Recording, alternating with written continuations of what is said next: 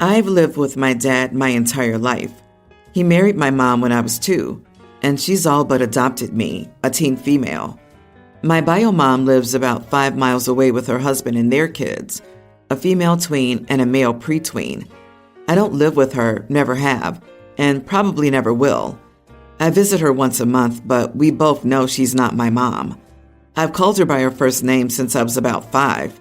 I don't have a room or a bed at her house, and there are no pictures of me there. My bio mom talked me into going to some family party with her and her family. I didn't know anyone there, so I mostly just hung around with her while I was there. She started telling everyone about how I never see her, and it took an act of God to get me to go to this party. So I told her to show them my room. She tried to show them her daughter's room, so I said, "No, that's Amanda's room. See the A by her bed?" After that, she was out of rooms because it's only a 2-bedroom house. She pulled me aside and said to stop, and that I was making her look bad. So we went back and I told her siblings that I wasn't allowed to talk about not having a bed at her house anymore because it made her look bad. That wasn't good enough either, because she tried telling me to give her my phone because I was being rude. I reminded her that she was not my mom, then called my mom and told her to pick me up. My mom picked me up and she's really mad at my bio mom for all of this. My dad said it sucks, but I should have taken it since I'm probably never going to see these people again. I'm not in trouble, but they can't agree on whether I was right or wrong. So I wanted to know if I was the idiot for telling my bio mom's family that I don't visit because I don't have a bed there. I know bio mom doesn't want me to visit. She just wants to complain that I never do to her family. Not the idiot. She wanted to put up a facade about your relationship with her guest. You showed them the truth. You didn't make her look bad. She made herself look bad. If she didn't want to feel embarrassed, she could have 1, not brought it up to her guest. 2, done the bare minimum of getting you an air mattress for your visits. And 3, bought bunk beds or a Murphy bed. Maybe tell her you won't do overnight visits, or just avoid visits until she makes some actual effort in your relationship. Bio mom, why won't you let me sound like a long-suffering mother who can never get her beloved daughter to visit? Sure, maybe I speak poorly of you and the people you love as an excuse, but what about me? OP was expecting to be nothing more than a prop at that gathering. Fortunately, she has a wonderful mom who actually cares about how she feels and stands alongside her with unwavering support. For sure, I would bet my entire next paycheck, bio mom is a textbook narcissist. This screams narcissism to me. Sweetie, but why would you keep in contact with your bio mom if she doesn't even treat you like her own daughter? I would go no contact. You have a father and a mother. Your family's complete. Shake the egg donor and her family off your shoes like dust and live your best life with your family that loves you. Exactly. Give me a break. Your bio mom is downright despicable. She complains you don't spend enough time with her, and yet she dares to not provide you with a bedroom? Not to mention, there isn't a single picture of you in the house. OP, you're absolutely not the idiot, but you and your parents will absolutely be raging idiots if you continue to have this rude, selfish woman in your life. Time to go no contact and move on, like yesterday. My mom got remarried 2 years ago, which was 5 years after we lost my dad. I, a teen, was 11 when he died, and my sister Sky, a younger teen, was 9. My mom's husband, George, is a widower too, technically, though he was separated from her for a few years, and his kids, now all tweens, didn't know their mom. So this means they feel like they were always missing that perfect nuclear family, while Sky and I already have that. We lost it when our dad died, but that's still our perfect nuclear family, and we didn't feel like we were missing out on having another dad, and we didn't wish for more siblings. But Mom and George expected me to see all 4 kids as equal siblings. They expected me to do for my step-siblings what I do for Sky. My mom expected me to baby my step-siblings the way I baby Sky. They expected me to be physically affectionate with my step-siblings, because I hug Sky, kiss the top of her head, and sometimes pick her up when we play fight. They expected all of that because George's kids never had their mom. In December, I had to write a fake will for my homework. I basically left everything to Sky, with some stuff for my mom. George read the thing over my shoulder as I finished it up, and he told my mom how I didn't leave anything for his kids in this fake will. They asked me about it the next day, and I was like, Sky's my sister. Of course she'd get almost everything. The three of us started therapy after that. They said they noticed that Sky and I don't treat George's kids the same, and the fake will was alarming because it would break the kid's heart if that were a real scenario. They expressed the importance of fulfilling my obligation as an older sibling, treating them all the same, and most importantly, truly loving them all the same. Same for Sky. She should embrace being an older sibling, yada, yada, yada. A week ago, my mom brought up that I had made a commitment to George's kids when they got married and had signed up to be their brother. They expressed that they expected us to be one whole nuclear family where nobody was treated differently and we all loved each other equally. They said that was what they would demand from us as the oldest two because we're the ones who are not showing that they love everyone. When my time to speak came, I called my mom a liar for saying I'd signed up for anything. I said I never signed off on her getting married or being a sibling to anyone other than Sky. Technically, I didn't sign up for that, but it was because I love Sky. Then I told them to check their expectations before they get out of control, because they will never get the family they imagine us to be. I told them it's not what I want or want to work toward. My mom told me I had no right to call her a liar, and they said it's cruel to share that I have no intention of agreeing to be a good brother to George's kids. They said I showed how much of a child I am. Am I the idiot? Not the idiot. You aren't obligated to treat them like you do your sister and your mom and her new husband. You must understand that each kid is their own person, and forcing people to have relationships will only drive the wedge faster. If it's not going to happen naturally, it won't happen. It's absolutely insane for the adults to not only put that pressure on you, but to actually articulate it and be upset over it not happening.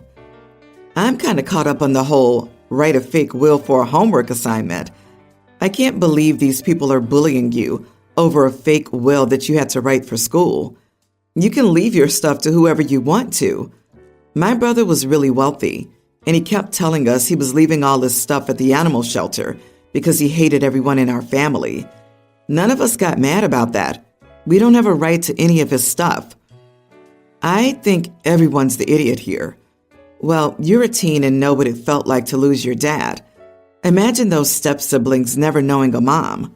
Please try not to be selfish and help out with uniting the family. Explain to your mom you do not want all babysitting duties. She needs to hire at times because you're at an age to enjoy your teenage years. Yet she is your mom, and she loves your stepdad. You love your mom. Try, or you'll end up a bitter idiot. I, 21 male, am a university student, and I also have a part-time job at a grocery store. Our store has stringent policies regarding theft, and standard protocol requires every store employee to report any theft to the store manager, who will contact law enforcement and handle the situation from there on out. We have cameras covering the entire store, so everything that happens is captured on tape. You will most likely get fired if you don't follow these rules. Last week, I red-handedly caught a woman trying to steal period pads. I walked into the aisle and saw her shoving multiple packs of brand-named period pads into her bag. At first, I told the woman that I saw her, and I told her that even though it goes against standard protocol, if she puts the pads back and leaves the store, I won't report her. She didn't answer me and continued shoving the pads in her bag. This left me with no choice but to call over the manager, who then handled the situation from there on out. The next day, I met up with my girlfriend and told her about the whole situation. To my surprise, she got upset with me and told me what I did was terrible.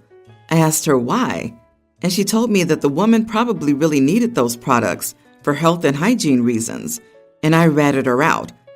I explained the store protocol and the fact that I even gave the woman a warning, But my girlfriend still thinks that I'm an idiot for reporting this desperate woman in need. Am I the idiot? Legally, you did the right thing, but morally, not so much. Imagine not being able to afford basic hygienic supplies. That poor woman. OP isn't an idiot for doing their job, and the shoplifting lady isn't an idiot for being desperate for sanitary products. The thing is, multiple packs aren't needed. It's greed. That woman didn't care that OP would be left without a job and put right in the same poverty position, so she is in no way required to be moral. It's a hard one to judge, but people with big hearts are often the ones who get screwed the most. Pat Lady didn't give a single care if OP lost his job. By the way, Planned Parenthood has a stock of free pads and tampons, in case it helps anyone. Also, the need to steal the products is speculative. She could have just been stealing them to sell them. OP did the right thing. He followed a company policy that, if violated, could have terminated his employment. All he was required to do was inform leadership about what he saw. Any actions they take are at their discretion. I honestly think it's kind of odd that if the woman is stealing, regardless of what it is, OP's morality, in defense of an act of theft, is called into question because he did exactly what he was directed to by his leaders in this situation. My fiancé, male 23, and I, female 21, have been together for 8 years. During the Christmas holidays, he took me on a trip to Aspen and proposed to me. Clearly, we're on cloud 9 with this huge milestone in our lives. So I'm wondering if maybe what I'm doing is wrong or staining something that should be a happy memory. The thing is that my fiancé has a sister the same age as me. We went to school together, but we weren't friends. When my fiancé and I started dating, for some reason she started spreading lies about me, like saying I was bullying her at school or spreading rumors about me and her brother. She claimed she wasn't the one to say those things, but I know it was her. So yeah, we never really had a good or close relationship, and I can say that it has impacted my fiancé's relationship with her as well. Now, I have to choose who will help me with my bridal party and wedding planning. I have my own sister, one of my cousins, some friends, and my fiancé's other little sister, 18, as bridesmaids, but I actively excluded his other sister. When she found out about it, she said she was sick of me always being so petty and such a drama queen. I told her that she'd get an invitation to our wedding, but that, to be honest, I didn't want to spend more time than necessary with her. I'm not close to her and do not want to make her a bridesmaid. She said that I was acting immature because this is stuff that supposedly happened when we were in school, and she said again that she didn't, and I never bothered to ask for her side. I told her, whatever, it's my wedding and I can do whatever I want, along with other things. Some people didn't like my response either, but what has me wondering if I was an idiot here is because I was thinking about it. I am an adult, and I'm ready to take a big step like marriage with my fiancé, but she called me immature, and it stayed with me, you know? I'm wondering if it is time to be the bigger person and start over, which would make my decision here immature and idiot-like. She'll always be my husband's sister, my children's aunt. We'll be an official family now, so I don't know exactly what the saying is, but it's like extending an olive branch. However, I also feel entitled to have those that I truly want as my bridesmaids. I feel that's my right, as I'll only get married once, and I want it to be perfect for me. That vision of perfect doesn't include her as a bridesmaid. For clarification, the rumors she started about me were not just when we were 13. They were all throughout our school years until we graduated. She accused me of bullying her before any of the rumors started. Her parents went to our school to talk to our teachers, and they told them that I wasn't bullying their daughter. She was just lying for some reason. I would love for my wedding day to be perfect. I know that perfect doesn't exist, but the closest to it at least, because this is going to be one of my happiest memories. But I understand that this is just one day, and what's important is marriage. That's why I was wondering if extending the olive branch was the right move here. because I could make sure, or at least do my part, to have a good relationship with my sister-in-law for the rest of our lives. My fiancé agrees with me because he isn't close to his sister. I am close with his little sister. That's why she's a bridesmaid. So she's claiming you bullied her in school. So why does she even want to be a part of your wedding party? The people standing up in the bridal party are the people closest to the bride. If she claims you bullied her, you two are not close, by her own admission, as well as yours. She's full of crap and entitlement. You're not the idiot. I disagree. OP's the idiot. She wants to be a part of OP's wedding party because OP's marrying her brother, and she wants to be in her brother's wedding. I don't blame OP for not wanting her as a bridesmaid, but this is going to cause drama and put a dark cloud over the wedding.